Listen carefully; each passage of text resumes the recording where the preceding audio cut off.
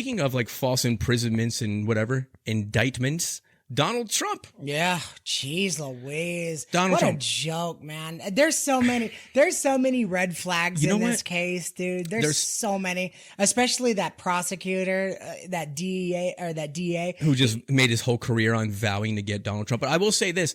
This is one, I don't think we have to fight too hard or push too hard to make these points. I think most people are on board with that. This is like a fucking, it's just a persecution, man. It's a sham. Circus, it's a sham. Dude, it's a circus. They want to sway Donald Trump any way they can to either A, make it to where he can't run again, or B, make him too scared to run again. Which is such a coward's move. It's of like, course it dude, is. why don't you just defeat him honest? If you guys are so great and your ideas are so progressive and everyone's so on board with it, it is so mainstream and we all so agree with you, then just defeat him honestly. Yeah, your guy just beat him. Your guy got 80 million votes. You weak ass cocksuckers, just fucking fight him straight. Wouldn't it be easy again? Your guy got 80 million votes, 110% turnout in Minnesota.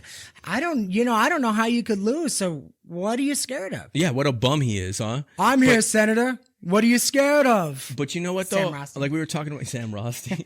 I was saying before, I'm actually glad that this happened because they're at a point, like whatever, that woke side, the crazy side. I don't even want to just say whatever, whoever the fuck has that mentality. They're so far over the edge that they're overreaching and they're attacking the wrong people at the wrong times with the wrong things. And they're making clowns out of themselves. They're actually weakening their own structure of power. People are seeing right through it now.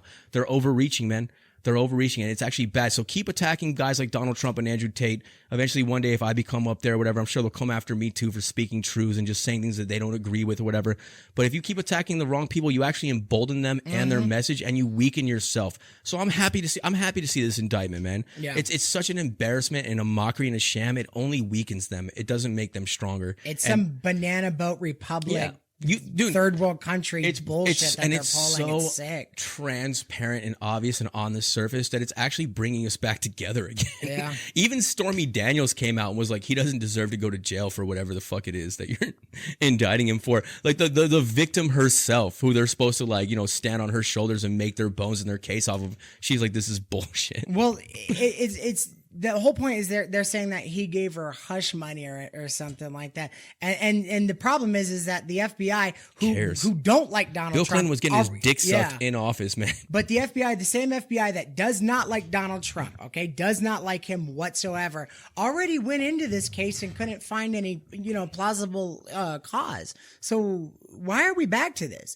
And so it's gonna let them fail. know. They're just making themselves look terrible, man. But I'd be really shocked if any of this sticks. Dude, it's not going to stick. Impeachment 1, impeachment 2, Russian collusion, the Mueller report, fucking. It just keeps going on and on and on. And every time, here's the thing: is that every time they've brought these things against him, on the back end, it exposes their corruption. Yeah. You know what I mean? No matter how much you hate the guy, it just keeps exposing their corruption. And now they've had so many like false attacks and failures that it just looks more and more ridiculous each time they try. They've lost credibility. They've destroyed their own power. It's getting worse and worse for them. And you know what? I'm excited to see this.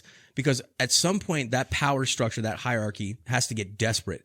And when they get desperate, they have to act in an outlandish fashion. So I can't, and it's not that it's not been outlandish already, but I can't wait to see when when a power is dying, when they start thrashing and writhing and trying to survive and attacking, when you see that true face, the final form of the true evil behind everything, I can't wait to see that shit. And it's coming soon at this point in time, man.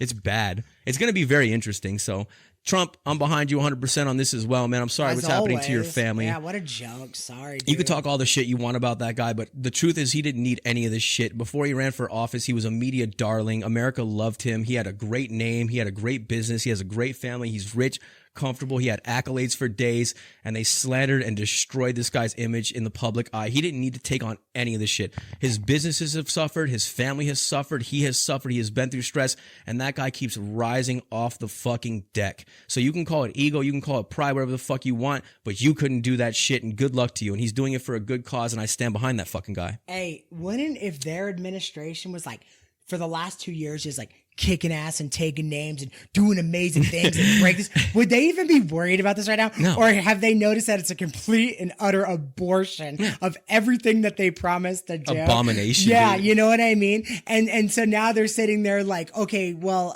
why do you think they're so consumed by him? Yeah. If he was such a non-issue, they wouldn't see him as such a threat, and they wouldn't throw their whole power behind to destroy this guy. So like my new equation of how I see like who's telling the truth or who's just, if you will, even if no one's perfect, by the way, everyone has their skeletons in their closets. No one's perfect. Trump's not perfect. Andrew Tate's not perfect. John McAfee wasn't perfect, whatever.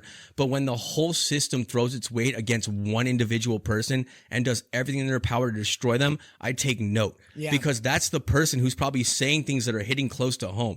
They don't try to destroy the ones that can't affect them. You know what I'm saying? Like that there's a reason for that. Yeah. So I pay deep attention to that shit. You start to question, why do they want to shut him up? Exactly. You know what I mean? And why is it always this similar archetype of person that has like similar views and says similar things, and they have similar demeanors and attitudes? Why is it always them? Yeah. It's interesting. Yeah. Why do they put so much, not only just energy and attention behind it, but they spend money on it. They campaign on it. You know what I'm saying? They try to coerce, they manipulate. All the time that they're spending trying to destroy Trump and destroy Andrew Tate and whoever the fuck else is out there that they're doing it to, that's speaking the truth, that could go into public works. That can go into things that help the people, bringing our country together, projects. You know, all that attention is wasted. It's called malinvestment. Those are all malinvestments. And why do they care so much? They're not working for you. They're not working for you. Oh, by the way, like I'm going to give you a recommendation. Those of you out there that are not on like whatever side, if you don't see things the way that we see them and you want to like oppose that or whatever, I highly recommend watching a documentary by Noam Chomsky, who is a very famous and public intellectual, brilliant man, one of my heroes growing up. And he's actually a liberal more than anything else, and like and a Democrat and things like that. He's on that side, if you will. But there's a documentary called Manufacturing Consent. Go watch that shit. Go watch that shit. You can hear it from one of your own side of people, if you will, and go watch that. Maybe that'll make it a little bit more palatable. And then when you're done with that, watch Requiem for the American Dream. But first watch Manufacturing Consent, because that's more pertinent to these times. And I think that might blow your mind a little bit. Manufacturing Consent? Yes, sir. Sounds like me at a middle school. Yes, sir.